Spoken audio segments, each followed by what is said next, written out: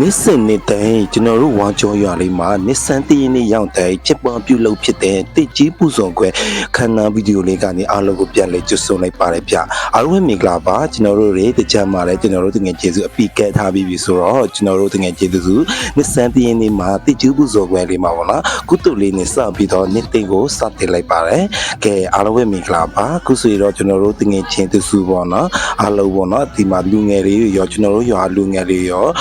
အဲ့ထောင်ငယ်မျိုးသမီးတွေရောပေါ့နော်အားလုံးပါဝင်ပြီးတော့ကျွန်တော်တို့တင်ကြီးပူဇော်ခွဲကိုစတင်ပြီးတော့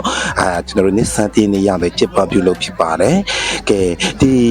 တင်ကြီးပူဇော်ခွဲအခမ်းအနားကိုအဲ့ထောင်ငယ်မျိုးသမီးများမှာဥဆောင်ပြီးတော့ကျွန်တော်တို့ချစ်ပါဖြစ်တာပေါ့နော်အသက်65နှစ်အထက်ကနေစပြီးတော့ကျွန်တော်တို့တင်ကြီးပူဇော်ခွဲကိုစတင်ပြီးတော့ကျွန်တော်တို့ပူဇော်လေးရှိပါတယ်ကဲဒီတင်ကြီးပူဇော်ခွဲမှာလည်းကျွန်တော်တို့ကန်ဆယ်မဲလေးတွေဖောက်ပေးတာပေါ့နော်အလူရှင်တွေကိုလည်းကန်ဆယ်မဲလေးတွေကျွန်တော်တို့လူရှင်တွေကိုဖောက်ပေးပါတယ်ကဲအားလုံးပဲကျွန်တော်တို့ဒီတက်မကလည်းအလူရှင်တွေရဲ့နေ့စဉ်နေ့တိုင်းဒီတင်ကြီးပူဇော်ကမှာလူနေတိုင်းနိုင်ကြပါစေလို့ကျွန်တော်ဒီကနေ့ဆုတောင်းပေးလိုက်ပါတယ်အားလုံးပဲကျေးဇူးတင်ပါတယ်ဗျ